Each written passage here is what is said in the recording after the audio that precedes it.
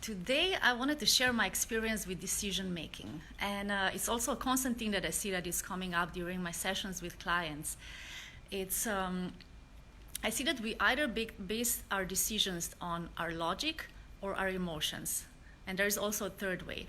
So what some people do, they would analyze everything, they would base the decision on their past experiences, on what makes sense, what is logical. And another type of people, they would base decision on either fear or strong desire, so based on emotions. But there is another way that through my years of practice and having struggles of making decisions, that I started to use, and it works well. So it's not using your logic, it's not using your emotions, but actually connecting to that inner GPS, as I call it. So our inner guidance system, our intuition, the truth.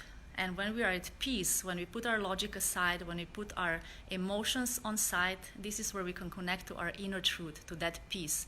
And our body responds to that. We all have that inside. But during the years of learning, our schools, the education, and our parents teaching us, it was always, we always heard the words, learn, it makes sense, it must be logical. And we sort of covered our guidance system, our inner GPS. It's covered by layers and layers of logic, of emotions, of experience.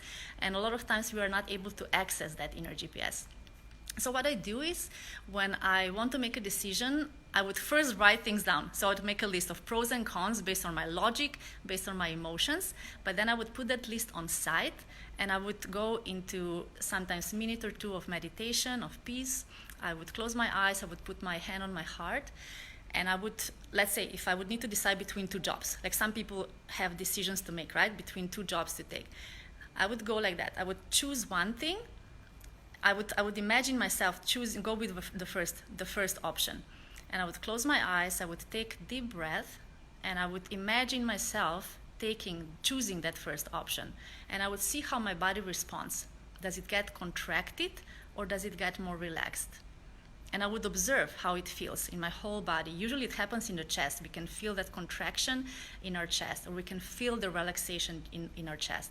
And then I would do the same with the second option.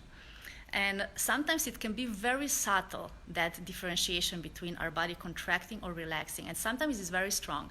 And of course, when you start doing that, there will be your mind coming in, your logical mind, your emotions. So it will not be clear yet. But more you practice, more clear it will get. More clear that truth will get true.